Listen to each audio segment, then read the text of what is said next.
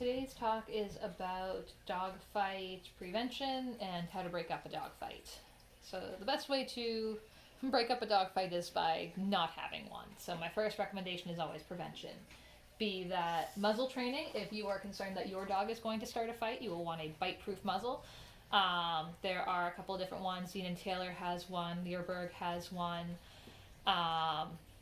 There are also muzzles that are effective if a dog is not necessarily hugely aggressive. There's not, he doesn't want to or is not driven to bite very hard, but might try to nip. Those dogs tend to use Baskervilles because they're affordable and readily available. If you are on a walk and let's say a dog is charging you, ideally you turn around, try and put as much distance between you and that dog as possible. Sometimes being loud prevents that dog from approaching you. Other times squirt bottles work really well. So if you carry just a little one around with you with some water, or some people carry vinegar if it's if you're anticipating meeting more passionate dogs, if you squirt them in the face, you might get yelled at by the owner, but you can prevent a dog fight, which I'm okay with getting yelled at someone if it prevents a fight.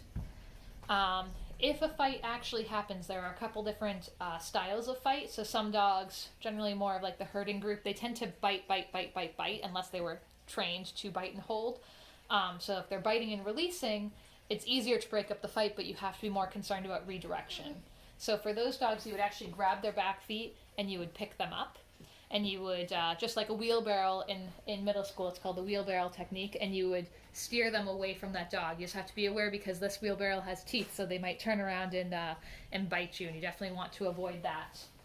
If you have water, or if you're near a water source, generally doesn't happen unless a fight is in your house, water can also break up some fights. Being loud will break up some fights, but most dogs are too involved in what they're doing to care about noise. My other big recommendation for breaking up fights is to take a second to breathe. Most fights will break up on their own. Not every fight, certainly, but a lot of fights will break up on their own. And you getting involved will often just get you bitten, especially if you do it as an impulse as opposed to taking that second to breathe and collect yourself. And oftentimes you will be able to stop that fight quicker, even if it takes you a second to collect yourself. If it is a dog who bites and holds, a lot of times the bully breeds fall into this category. There's different ways that you can break up that fight. My recommendation is if you think that you're going to be involved in any type of fight, potentially, even if it's a small potentially, is to carry a spray shield around with you. This is a citronella spray. This will work for both types of fights, and you just spray this into the face of the aggressor dog, and this will work to break up most fights. Not all of them. Back to the bite and hold specific fights. This is called a break stick. So if the dog is biting, you would jam this into their mouth and twist, forcing them to open their mouths. For these fights in particular, do not try to pull the dogs apart.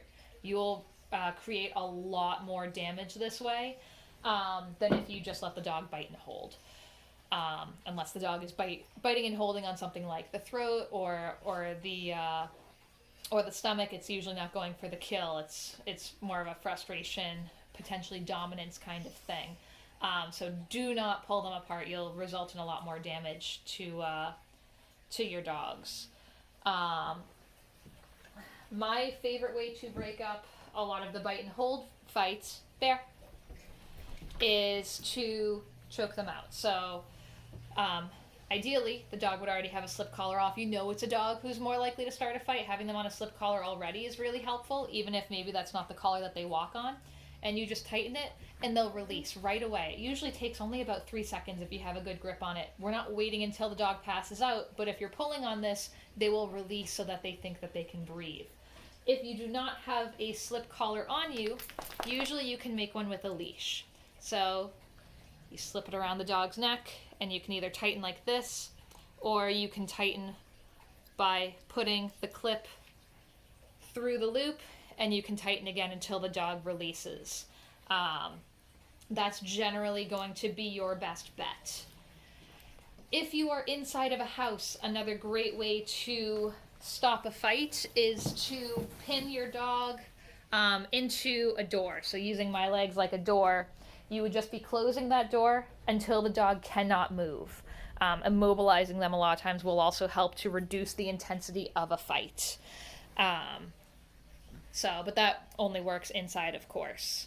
So, citronella spray, I do recommend carrying one around with you. There are also people who use noisemakers or air or pepper spray. The noisemakers in the air can actually aggravate a lot of dogs. Mark, there. Okay. So it's not necessarily going to be as helpful for you. It actually might increase the intensity of a fight. Bear. Good boy. And the bear spray, you're more likely to have issues with owners if you bear spray their dog. Again, I would rather do that than have a fight, but that can actually be a lot more damaging to the dogs. The citronella spray, while it's unpleasant if you wash it out, it usually doesn't cause many issues. So I hope that helps. I hope that you never have to use this information, but I would much rather that you know it and not have to use it than need it and not have that information and get yourself bitten or unintentionally make a fight worse.